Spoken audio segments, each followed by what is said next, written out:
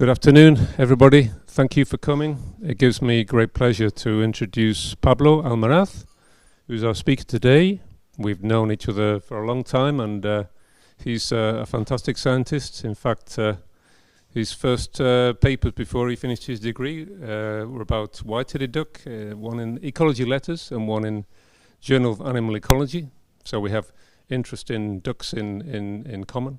And he was actually working with us in the Pabellon del Peru many years ago on a project about the dynamics of waterbirds in Doñana with Eduardo Aguilera, who's now retired. So anyway, I'm looking forward very much to seeing what Pablo has to say to us. Thank you.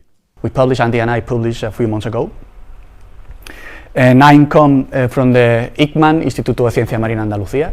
This is a very beautiful place, research institution of the Spanish National Research Center in Cádiz. This is Puerto Real. It's located in the marshland in Bahía de Cádiz.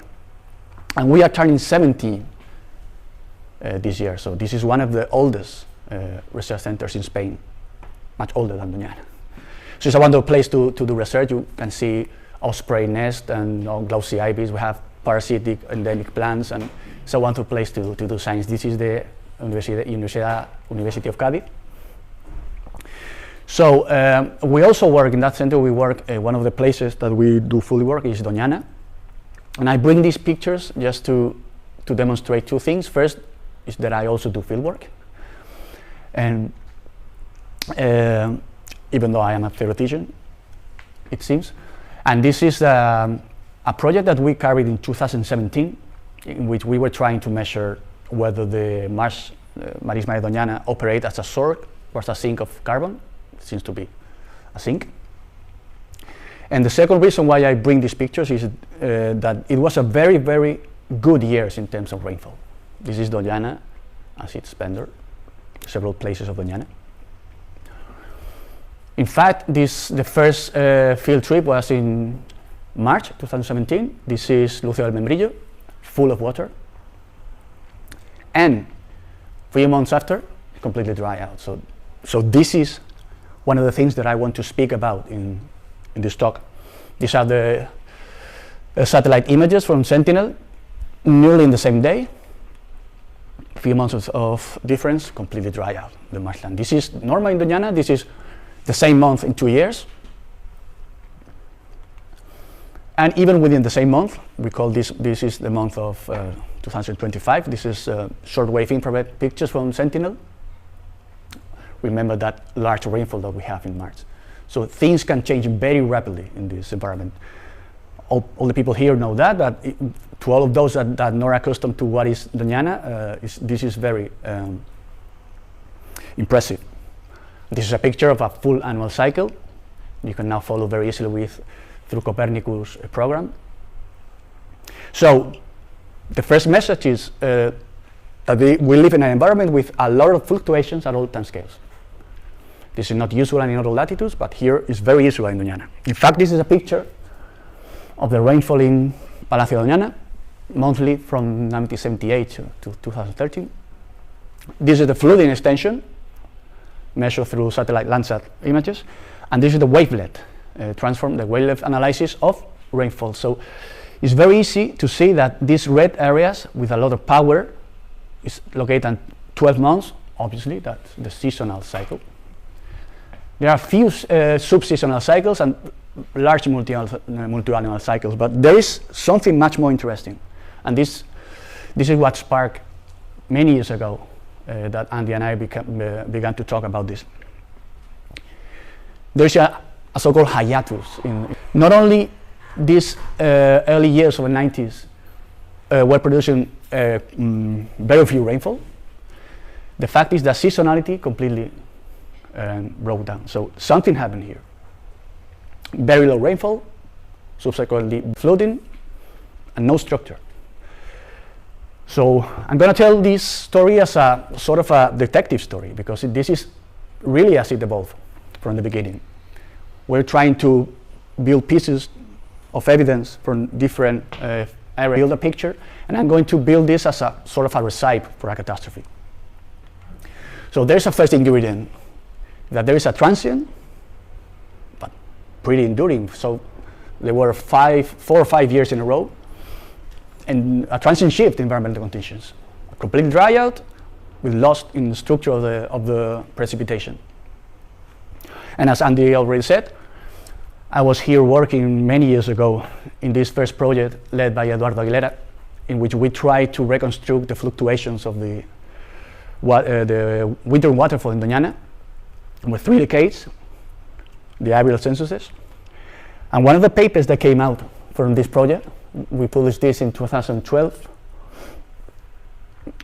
and we built essentially a model, a hierarchical, so-called hierarchical Bayesian model, in which we try to model different downscales, climatic, weather, and environmental factors that are linked together some way, both direct and indirect paths, that were controlling the so-called community process. This is the interaction matrix of the community of wintering, 10 species of wintering waterfall.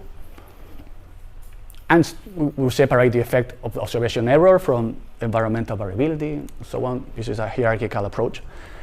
This is the model. You have to keep in mind that this is a Losca Volterra discrete time model, very classical.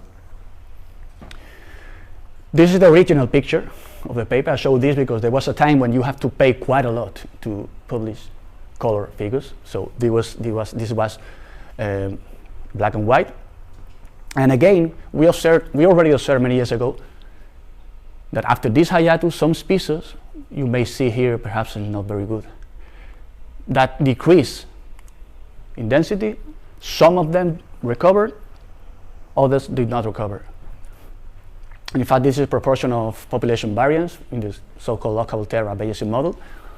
There was in brown, you can see the effect of climatic variability, which is very large. So it seems to be, they seem to be under control. Both the so-called large-scale climatic fluctuations, North Atlantic Oscillation, which is controlling the rainfall partially in Spain, the rainfall and flooding level. So are these really different fluctuation levels? They might be just a fluke, a visual fluke. So the next step what we did in this new thing that we published is to first conduct a dynamic factor analysis. You may think of this about a sort of a principal component analysis or factor analysis, in which you have a large multivariate time series, in our case it's 10 species, and you try to subtract the major trend, a set of major trends to which those species are related. Very clearly, this analysis subtracts 2 trends, one major trend that in fact, this is a secondary so-called hidden marker model analysis, we show that there is very likely that these 2 states prior to this so-called hiatus and posterior to that one, there are 2 different population levels. There's also a secondary trend. But the most important thing to keep in mind is that not all species are equally related to these trends. There's a set of species, for example, the shelduck, the goose, the gadwall, the widgeon, and the teal. They are the largest populations here in Doñana. They seem to follow this trend, this common trend. The secondary trend is followed by other species, but this is dominant. So, the second ingredient, there's a regime shift, in our case in a relevant ecological process, which is the wintering of waterfall, and this is very persistent. Contrary to the transient shift in environmental conditions, in general, some species didn't recover the original levels, okay? Again, this might be transient state. It might be a transient might be very large, might be very be the case. So the next question is, are they really stable dynamically? These are the time series from the ICTS, wonderful page in Doñana. You can see very clearly these are the 10 species. That was 1991, something happened. Something happened that some species seem to recover, as I already showed, but there are other species that did not recover yet. So keeping in mind that these are the 2 alternative states that I have already shown you prior to the 90s, a posterior to the 95, more or less. So I segregate that so-called Losca Volterra model through a so-called regime-independent state space Losca Volterra model, and I examine the stability of both periods. It is a discrete time, so we have to focus on the so-called unit circle in the complex plane. Everything, these red dots that you may not see, are the posterior distribution of the leading eigenvalue of the Jacobian matrix. That's a way of linearizing this model around the equilibrium and testing whether they're able to buffer or on the perturbations, infinitesimal perturbations on the equilibria. The fact that most of them, 90%, are within the circle suggests that indeed they are very stable.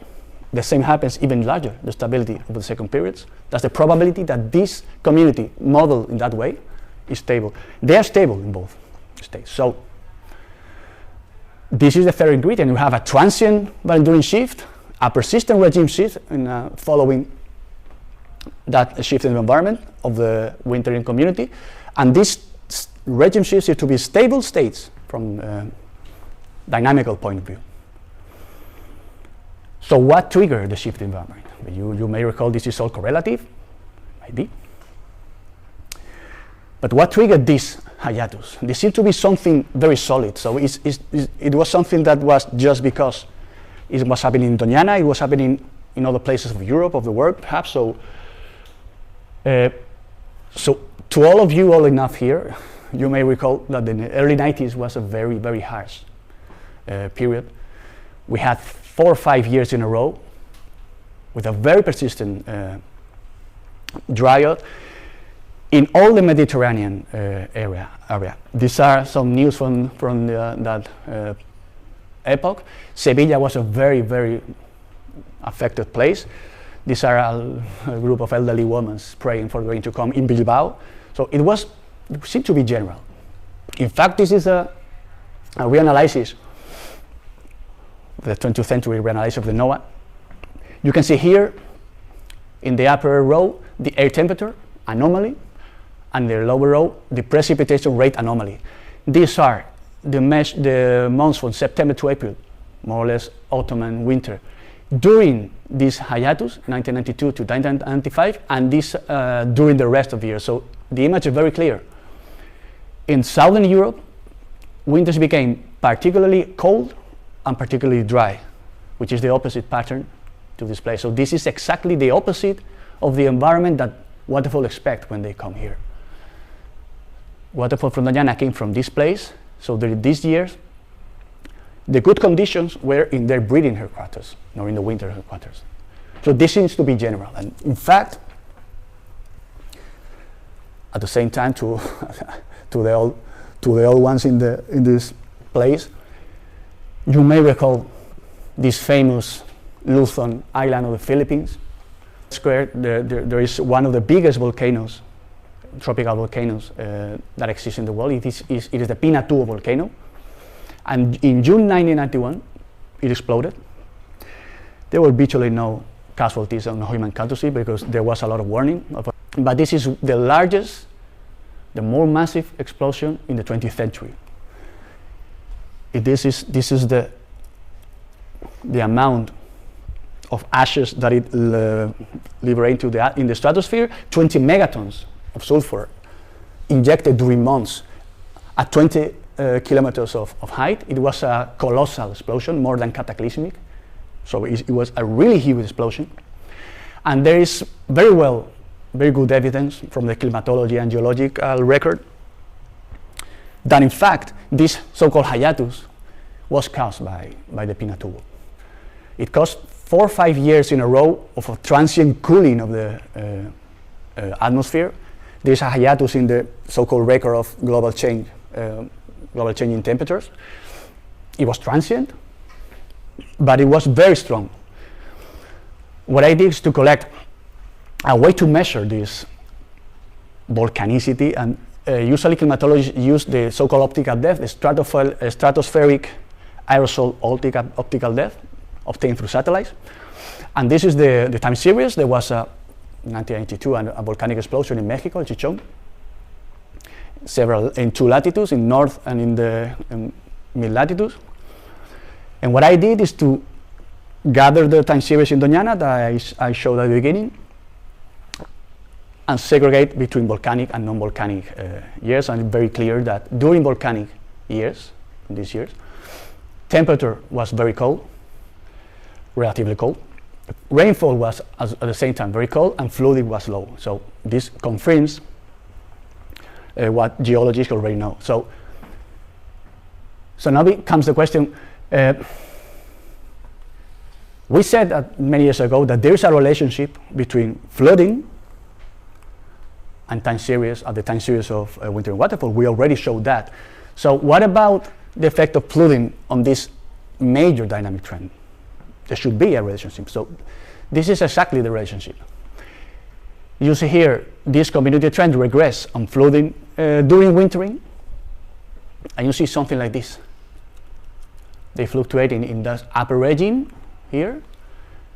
Suddenly the values drop during this gray period here, and they begin concentrated here. So this is exactly what they are doing. So to the non-trained mind, one may say that there is no relationship between community trend in the abundance and flooding extension. So I can show you. I wanted to show you that there is a very strong, but very special kind of relationship. And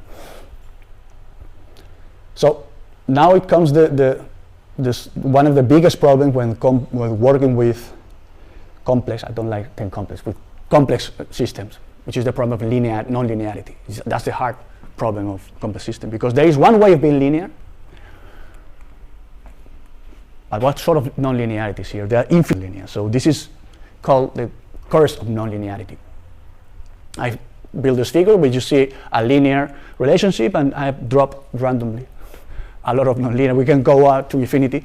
Which relationship can we establish here? So I'm going to make a very long story short. I'm going to introduce a very special kind of non-linearity that we suspected, and we think we have to confirm that is going on here. This is a beautiful book about this with Martin Sheffers. You collaborate with a lot of people here in Doñana. So consider first an ecosystem state. Can be the health of some parameter in an ecosystem, how it degrades along an environmental gathering, some conditions, so we can force the conditions to progressively degraded value, and the consistent state falls. This is very easy to understand. This is also easy to understand, but now we have a threshold in the so-called environmental conditions above which the ecosystem, some ecosystem states, some measure of health of the ecosystem collapses. But this is something much more violent, in the sense that there seems to be a threshold, but it's a very special kind of threshold, because the system is pushed to a critical point, which is called here F2, suddenly it drops, and you begin degrading the ecosystem. But if you improve the conditions, they are not doing this. They are being pushed backward to another critical point, which is called F1, at which suddenly it recovers. So there is this dashed line is an unstable region. This seems to be a forbidden region of ecosystem states that the system doesn't visit. So this is an example, a very classical example, in which a researcher from the Netherlands experimented in a continental lake. What they did is to increase the amount of phosphorus in the lake. Phosphorus is usually a limiting nutrient. And they were measuring the percentage of this lake area covered by charophytes, these very large plants, aquatic plants. They began at 0 values of phosphorus. And what the system did was exactly that. So there was a threshold value, more or less in 0.15, at which the area covered by charophytes completely disappeared. This is the eutrophic state of the ecosystem. There was no light. All the charophytes disappear, and then they remove. The second step of the experiment was to remove the phosphorus, and of course they didn't do that, the charophytes. They were pushed nearly to 0, and then they recover. So there seems to be an area, a region, such in that schematic representation, that the system cannot visit that area. There seems to be two ways of behaving. This is called a fold bifurcation. Bifurcation at the values of parameters upon many, in which tiny perturbations generate qualitative very different dynamics. The system is unfolding here, and this region in which there are two stable states sharing the same conditions is the region of hysteresis, in which history matters. Where are you depends on where you come from. And indeed, this may give rise to so-called irreversibilities. Yeah, some changes in an ecosystem might be irreversible due to this violent so-called bifurcation. So now I can show you that if you fit the so-called fold bifurcation to this time series, the fitting is almost perfect. It's not perfect, but it's a very good one. And it really makes sense. But we didn't stop there. Is this really a fold bifurcation? I mean, that's it. Because recall that I showed that in this original paper, we suggested that there are very nested downscale hierarchical impacts. Atlantic oscillation controls rainfall, rainfall controls flooding, flooding controls the density of winter inverts. There's also a direct impact in rainfall, and there is a direct impact, this arrow here, of the large-scale climatic oscillation on. If we say that flooding is controlling through a fold bifurcation the density of winter inverts, what is controlling flooding?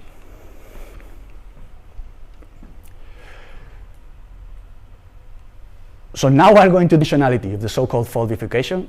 I'm going to include one additional degree of freedom. This is the same if you focus from here. You see the fold here, right? Which is driven by flooding extension. And in the set community trend. This is the same, but now I've included another variable. So if I'm saying that volcanicity is controlling rainfall, I'm going to place here the aerosol optical depth. So this pink area region is the equilibrium surface of this new bifurcation, which I tell you which name it has. Now this is called the flooding extension. This is called the asymmetry parameter, and there's a new parameter. This is a bifurcation parameter. So what is bifurcation? Is this new sensor of what is going on on planetary scale. Of course, you have a continuous path, which is the first example in the past, the other slide, and a discontinuous path here. You have this stable branch and this stable branch, these dashed areas. So the first and most important result is that all the dynamics in Doñana during the last 40 years is taking place in this completely bifurcated part. In fact, this shadow here, which is projecting somehow a light from, called the bifurcation set, all of the data is inside. And there is something here, this peak is a cusp. It's where the tipping point, I'll show you now, is taking place. This is a second kind of bifurcation, a mathematical sense, which is the cusp catastrophe. So this is exactly, if you focus on this part of the box, you see exactly the relationship I already showed. But you can shift 45 degrees, and now you see how the community trend evolves according to the stratospheric optical depth. So you see something like a U here, and like an S here. So it's all taking place in the so-called bifurcation set. Of course, you can think that there's a year here, 1995, in the unstable part of this box.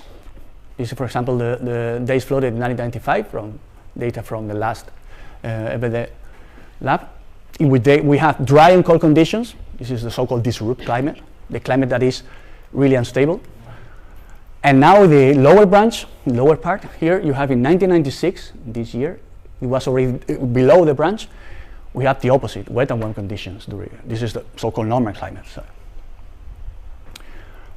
So what is going on here in this peak, in these so-called things in which the surface rips off? That's a tipping point. That's the volcanic explosion took place in this year, the free fall of the community trends on winter inverts. And in fact, you may think of this height, the height of this box, as the size of the catastrophic bifurcation. Size of this part of the box is the region of hysteresis. So you see that there are the same conditions, the system shares two alternative states. The fitting of this model, there is a stochastic differential equation and blah, blah, blah. Behind this, it fits even better than the fold bifurcation. So the fourth ingredient, we know that a cost catastrophe explains the global dynamics. And I think that this was one of the theoretical, more interesting results that we obtained, but it's somehow hidden in the paper. So okay with dynamics, but what about structure? So we can focus on how the system behaves in terms not only in buffering perturbations, but in the ability to lose on preserved species. So one way of looking at the locable terra, this is a transformation. This is simply the A prime matrix. It's simply a transformation of the original locable terra, in which we measure the per capita intrinsic growth rates and carrying capacity for each species. This is written in compact form, in vector matrix form. And one way of looking at this system is to explore the dynamic dimensionality, the structural dimensionality as driven by this so-called structural matrix, which is the matrix included in interspecific and interspecific interactions. And there's a geometrical way of looking at it by projecting this so-called structural matrix in the unit sphere. There are vectors, which are exactly the growth rate vectors that are spanning that cone. So we may wonder which is the angle of this multidimensional cone. This is called the solid angle. It's a way of measuring angles in more than 2 dimensions, which is a geometrical problem. So there's a solution, very fashionable now in ecology. It's called, due to Ribando, measuring solid angles in these so-called cones. And one way that ecologists have conceived this structure is to speak of the solid angle as a way of measuring the feasibility, the probability of feasibility of a community. In other words, the probability that the system is able at equilibrium to retain all the species. So this is small omega, so large omega, because this is a scale by number of species, it's the same. So in reality, what mathematicians are doing here is to ask, what is the probability that we can randomly sample as strictly positive growth rates in the terms of that all species persist at equilibrium? And this is called structural stability for ecologists. This is not exactly the notion in mathematics, but it's a measure of structural stability in ecology. And this is very interesting because this is the posterior distribution of the so-called scale solid angle, which is the average probability of persistence of a randomly chosen species within the community with this structure. So there's no difference. They're basically the same. So I already showed that dynamic stability does not shift between periods. Now I show that under this framework, there's also no shift in so-called structural stability. So, but doesn't really make sense, because we are saying that there is a large fluctuating value. This is stable with large wintering communities, and there's a second period which is also stable that is close to 0. So intuitively, we may expect that this probability of feasibility should have dropped. This is a Bayesian stochastic model. So what I did is to go one step behind, get rid of all the theory and geometry and whatever, and just focus in this model, this standard, written again in the standard format with carrying capacity. What I did is to ask, what is the probability of feasibility on our model conditioned on the data? This is simply amounts to solving the system around the equilibrium, and this is very easy to see that this is the solution of that system. It depends only on the matrix, the interaction matrix, the inverse, and the carrying capacity. So what I did is to ask exactly that. I got rid of these solid angles. I don't want to deal with them right now. So sorry for this, but I showed this to remind you that there is a lot of things going on under the hood. So even though we are interested in this quantity, this is so-called Dirac's delta here, this is an iterative process, even though we have interest in this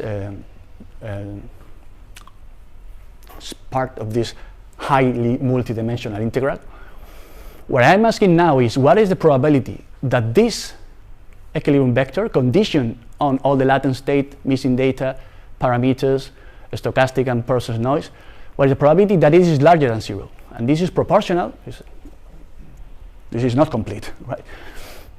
To all these quantities, so even though we are interested in this relationship, there is a lot of sources of variability that is inherent in this relationship. They are all propagate. So there is a high dimensional posterior here that includes much more information to understand what is going on. So this is exactly this posterior quantity prior and after this hiatus. Equilibrium abundance, this X star for each species. This is the high dimensional posterior, prior and after, and you can see here the death line, which is the red line. Everything that is, this is to the left and this is to the right, the scale. Everything that is to the left means that this species got extinct in this so-called posterior distribution. And now this is something, in my view, much more interesting because it is clear that the probability of feasibility before, in the first state, is close to 1, very large average values. And the second, even though it's also large, is smaller, as it should, because there is one species here, for example, the gadwall, which tends to lose species. In fact, we can ask what is the probability of extinction of each species at equilibrium before and after. If you see here the gadwall, the probability is very low because these numbers are very large. Waterfowl in Doñana are wintering very large numbers. But this is the same information now looking at the species level. So I don't like calling this structural stability, even though it's a probability of feasibility. For me, structural fragility, how fragile is the posterior distribution in terms of losing species. So the last ingredient, which I think, as I said, it is a very important result, is the structural fragility of the wintering community in Doñana increase after the regime shift. But what about the biological mechanism? So too much mathematics for the moment, I guess. So you get what you pay for. So this is some speculative because Sandy and I, we keep talking about what is going on here. And realize graphic in terms of losing broods or whatever. For example, this is a paper in 2000 in which the authors gathered data all across the Arctic, and they suggested that it was the Pinatubo explosion that produced the pressed breeding output during one single year, but this was transient. This was also transient, this study. The breeding success of regions in Denmark and the United Kingdom in 1992, right after the explosion, but they recovered. So we personally don't think it's a purely demographic explanation behind this. We think it's probably a behavioral shift. This is something I'm still working, so I won't say much. But for example, there are very clear examples here in the migratory geese in Denmark and the Netherlands. You see this graph is the graph of mobility among years between these so-called stopover sites and wintering sites. So in this hiatus, there is a shift, very solid shift between stopover sites that weren't recovered. And this points to a very interesting feature of waterfowl communities, wintering communities, which is the process of up-migration. So even though some species tend to follow particular migratory flyways, the western, the eastern, whatever, they very easily shift between flyways. So in response to harsh environments, it's very clear that the waterfowl can shift the flyways. See, this is, for example, now in Spain, this is the probability that different species of northern pintails and common teals coming from different parts of Europe. So there is a latitudinal variation by a zonal variation is less. So they can come from very different places. This is, for example, 5 individuals ringed in different parts of Europe, wintering in Cáceres. They come from completely different places. So it makes no sense to speak that we receive waterfall from one particular place. They can shift flatways very, very easily. So our idea, this is something very difficult to test in the field with field data, but it is something I'm trying to do now. We know that philopatry is female biased. In waterfall, there's a genetic component, and it is the female that select where to winter. Males follow females. And in fact, pair formation occurs in wintering grounds. So what is going on in winter grounds is very important because females are selecting, males are following them, and there are strong maternal effects in terms of migratory behavior. And given that migration is reinforced in harsh environments, our idea is that perhaps migratory waterfowl have lost the habit to winter in Doñana. This might seem strange, but 5 years in a row with harsh environments, probably they simply went to other places which have subsequently recovered. And this shows perhaps that history and reversibility is governing current ecosystem state of Doñana. I don't have to say this, you know this better than I. There is a lot of threats in Doñana going on with water extraction and strawberry farming. So I think that we propose an additional layer of complications to Doñana in terms of the fact that wintering community, which is one of the most important ecological processes taking place in Doñana, wintering waterfall, already come from a depauperate state. So anyway, this is the paper that we published. You have the Zenodo and GitHub repository to reproduce the results. And I want to give a lot of big thanks to many people here in Doñana. Juan Amat, very early, he's now retired. Eduardo, Miguel Gerendor, Jaime Bustamante, Jordi Vasconte, he's now in Switzerland, but he helped me quite a lot. And Daniel Oro, now of course, Andy Green. I'm very lucky enough to collaborate with one of the world leading experts in waterfall ecology. He's also helped me quite a lot across time. And of course, Fernando Hiraldo. He's the closest to a mentor that I ever had. He always rescued me in difficult times. So, and now with some shameless and unabashed advocacy of myself, I have to say that perhaps I will have the chance to open my own lab in the ICMAN in the next year. And you can check my webpage here, even my Blue Sky. So I don't have positions yet, but if you want to have some ideas about in the interface between mathematics, statistical physics, and ecology, theoretical ecology, so we can chat. And that's all. Thank you very much.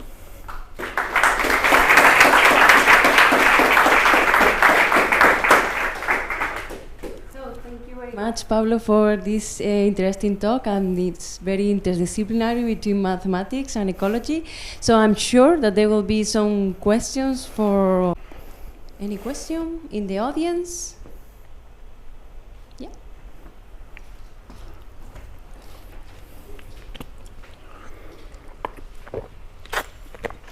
Yeah, many thanks for this very interesting and inspiring talk. Just understanding. So you always had this on the y-axis, it said community trend. And maybe you can just explain again whether this is just abundance or what this community trend is? It's scale abundance. Okay, scaled abundance, okay. And then the other question is, for me, kind of the elephant in the room is the drought of the recent years. And I was just wondering, I know you have really shown, like, you've studied this 90s event, but I was just wondering if anything that you have seen, if there's any studies on whether something like similar applies to what we've seen in recent years? In terms of, I don't know, for example, I was wondering whether there's, for example, any studies on linking NOAA to the drought that we have had in the recent years, for example, whether there's similar, I know there was no global volcano event, and also whether, going on further in time, you have data, I guess, now on these waterfall until now, whether you have seen any other striking dynamical changes after what you have described. You may have seen that the time series stopped at 2013. There's a reason for that. I didn't comment just to see if someone in the audience. I stopped there because there is a second shift in Doñana after 2013. So now it's a catastrophic bifurcation with 3 falls. That's called the swallowtail catastrophe. But that is much more complicated because that second shift in Doñana, I am completely sure that is due to the things that is happening in Doñana, water extraction, and it is very clear. So you have 3 regime shifts. The more violent is the first one, but there is a second shift. But that is probably most likely related to what is going on here, what is going on there. So with respect to the North Atlantic oscillation of the El Niño impacts on weather, we have already, with Juan Amat, I already published something with the white-headed duck in which we show that there is this sort of regime shift were also visible in their dynamics at the Spanish scale during the growth of threatened species. So they slow down their growth during these particular years. And there is a so-called transient teleconnections between several large-scale climatic oscillation and what is going on in the Mediterranean. But it's something very technical in the sense of biological signals. There are a lot of biological signals due to the Pinatubo in particular. But this is something that we are now investigating further with data from Europe and whatever. I don't know whether I am responding to your question. Yeah, no, I think that's, saying that there was another regime shift Yeah. going on. But that is, I omit it because it's a different mechanism. Yeah, okay.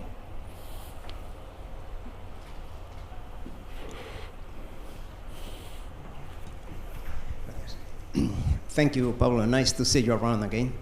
So, quite interesting talk, absolutely. So I'm missing some information about the priors before the perturbation event. For example, so each species, fluctuates. So abundance change from year to year. You don't need a Pinatubo eruption to see these kind of changes in abundance. So for me, it's not the same to face this kind of catastrophic events if you are growing, declining, or you are fluctuating because you inherently fluctuates over time. So from your data, it's clear that several species decreased abundance, but some others didn't. No, so that's right. So what's the for me, the key can be in just before the disruption of the system. So which are the particularities of each species and the populations and each species, it's a world by itself. But I would say that it's not the same if you face this kind of events, if you are strong, you are weak, or you are in trouble in the system. Absolutely. So what's your point about that? So it is true that I focus on the major trend, but it's a secondary trend. So this second trend, those species that are linked to this second trend, in which, as you say, they first fall and they grow, they are species with smaller populations of diving ducks that they are partial migratory. So the reason of this difference, the reason for this difference perhaps in the life history of the species. So if you come from the north, such as the common teal, which breeds here in very large numbers, that's the most affected species. If you come during 5 years in a row with harsh condition, you will not return. So they never recover these abundance levels. So there is a life history effect of the particularity of these species following the trend. So there's a lot of, which is here. I can find it now, right?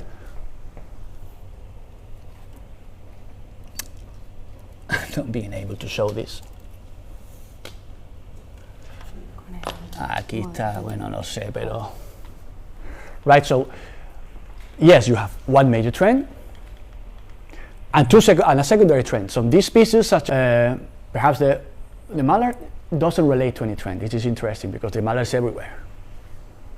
And there's no trend in mallard. The shoveler now is breeding.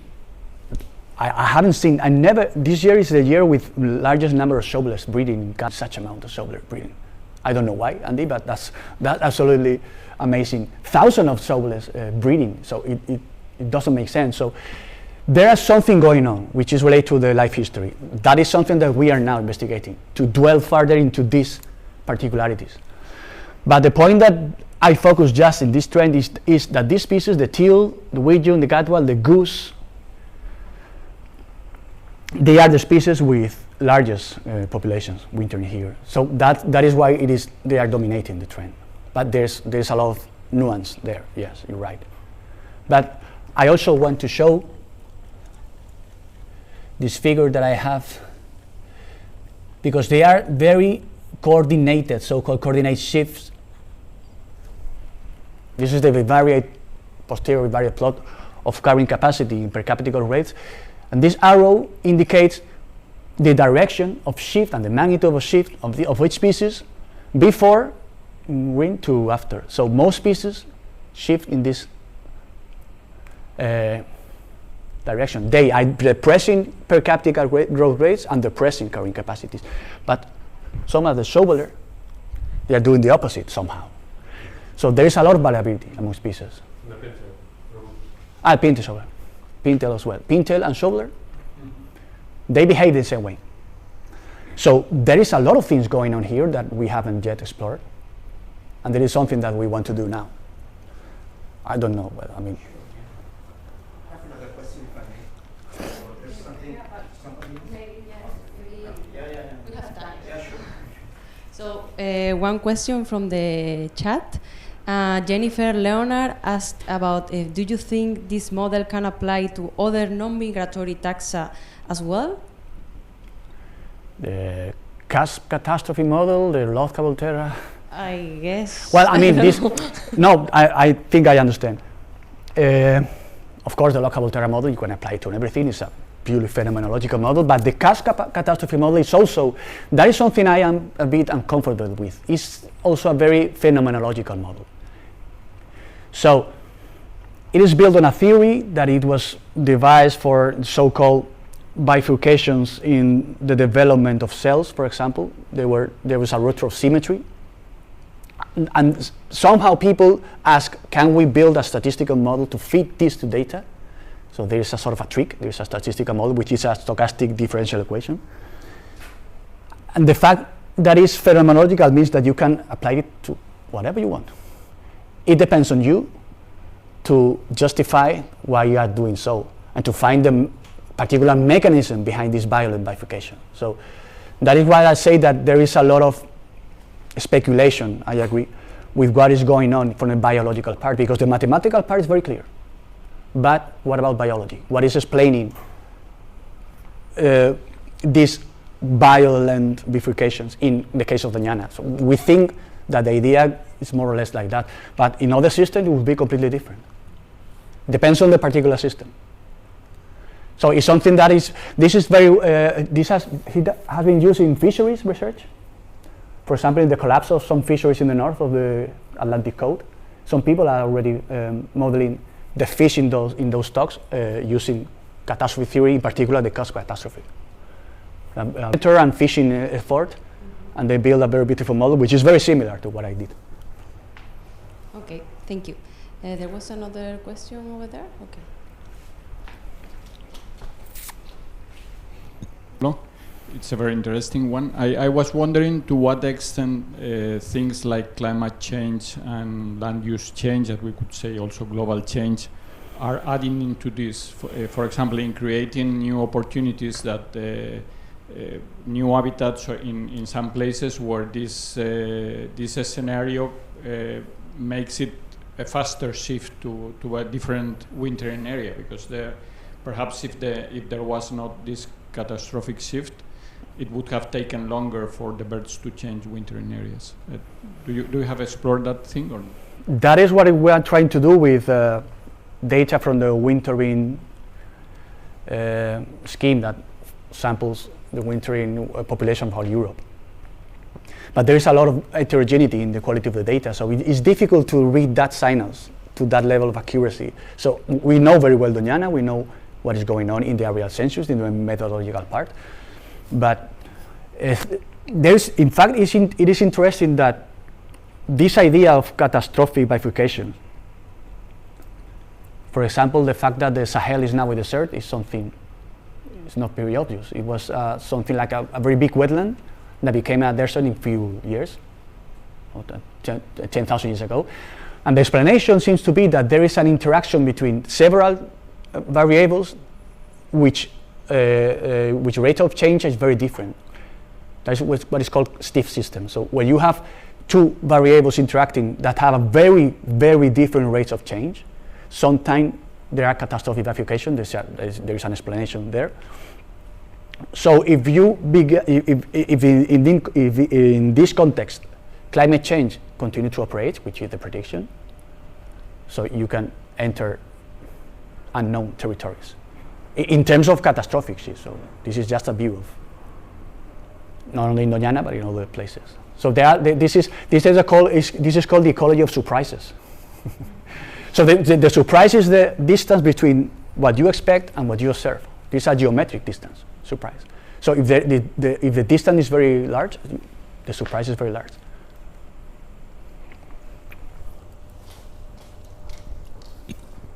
More questions? Okay, Xavi. Thank you. So my other question was related to Jennifer's, actually. So do you think that the same function, this S-shaped function, can be applied to shorter time scales? And just catastrophic events simply amplifies or homogenizes the effect to the whole community? For example, a virus decimating a population, for example, but with fast recovery 1 year, 2 years later, applicable to these kind of situations? I'm not sure. I mean, of course, I'm not an expert on that, but I think that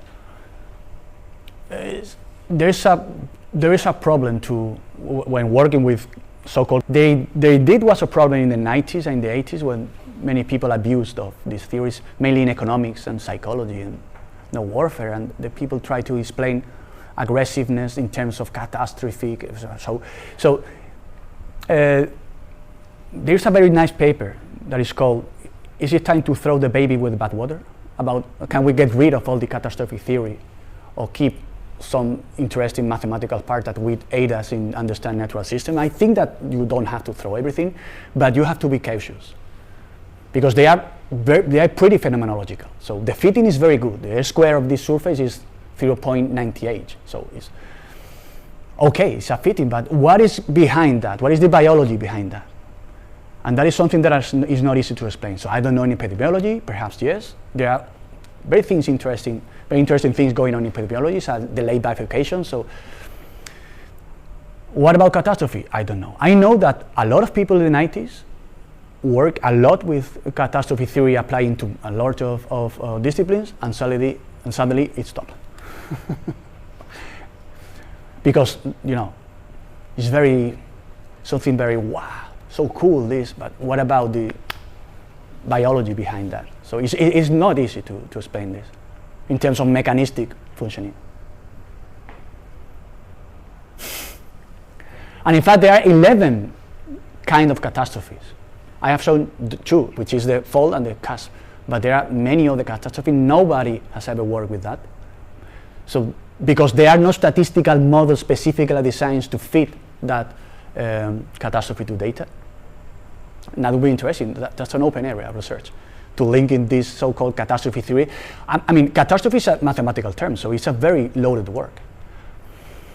It's a catastrophe because even though you have an equilibrium surface, that point that I showed, the critical point, is a so-called degenerate equilibria. It's a very special kind of equilibria. And even though the old model is structurally stable, something rips off. There's something violent going on there that you can't recover very easily. So they seem to intuitively explain many things that we observe, because sometimes we observe things that we cannot explain. So there is a risk of over-interpreting or over-hyping with these ideas, I guess.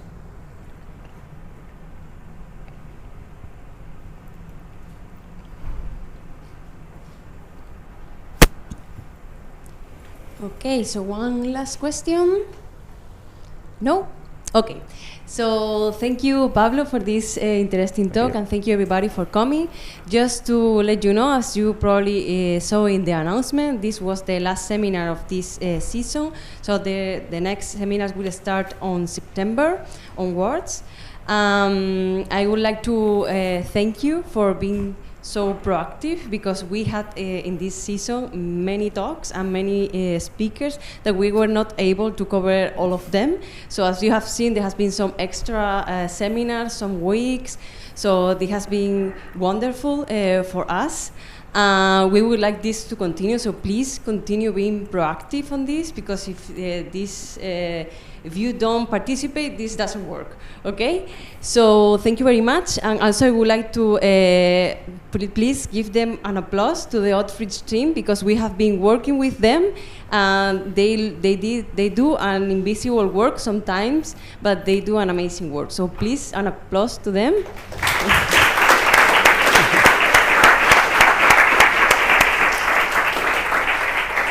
And I would like also to announce that from the organizing committee, so we are Katarina, John, and myself, Isabel. John and I are going to leave the organizing committee because, well, our contracts end soon. So we need volunteers to continue with this build on this. And we will announce this in the bulletin in case that anyone is interested.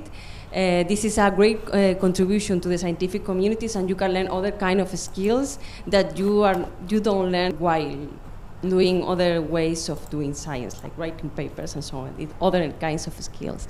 So thank you very much for coming, and see you on September.